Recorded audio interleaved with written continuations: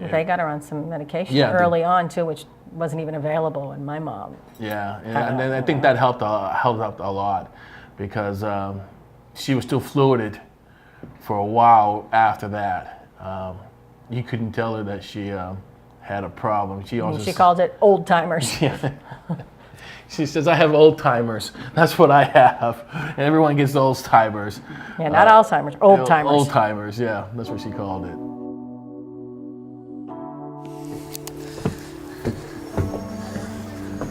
Is this your mom's apartment? Yeah. There she is. Right now. Yeah, right? My mom was a very caring person. She was a voluntary nurse for the Red Cross. My father was in the Air Force, so we were stationed in Southeast Asia. I remember as a kid, she was always helping people. She was always doing something. You look very nice. I remember my father crashed his helicopter over there, and how she was literally working in the hospital, helping him back together. As a voluntary, they had nurses over there, but it was different back in those days. She took pictures down and stuff, but she has like a picture of, I put a picture of, this is her 50th anniversary. Aww. And she keeps pictures of all her stuff. It's a nice little collection.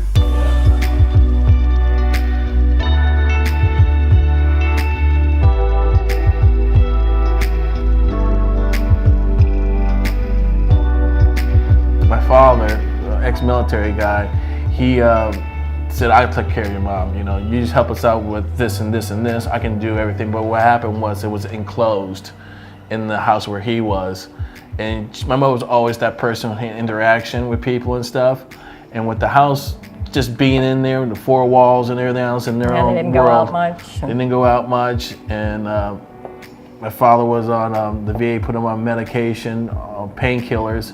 So his world was painkillers and my mother, and us showing up. And there's days that it was not. They were still in bed when we get there at 3 o'clock in the afternoon. Yeah, it wasn't good at all. I could see my mother going downhill quickly. That zest for life was not there. She was just staring out into space basically each day. Then unfortunately, what happened, my father passed on, and that's when me and Cheryl had to take it over full time. And then I found out about the Sam Cohen Center, and we took her there, and it's been a big change. Yeah, in the beginning she thought she was going there to take care of people. Yeah, she used to say, I need to get up and go to work. I got people taking care, I need to take care of.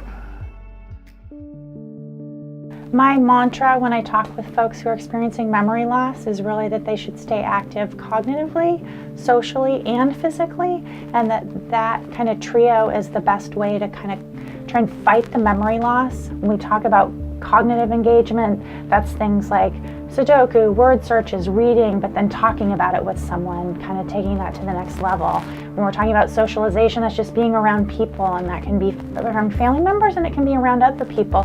Then physical activity, one of the best things people can do actually is just walk. And so all of those activities together at the Stewart and Cohen Center, you can get all of those kind of in a one-shot deal. It makes it really easy for people to do the right thing. People who either feel they may be developing the memory problems themselves, or a loved one, a spouse or a child who sees it in someone, they should strive to get help early.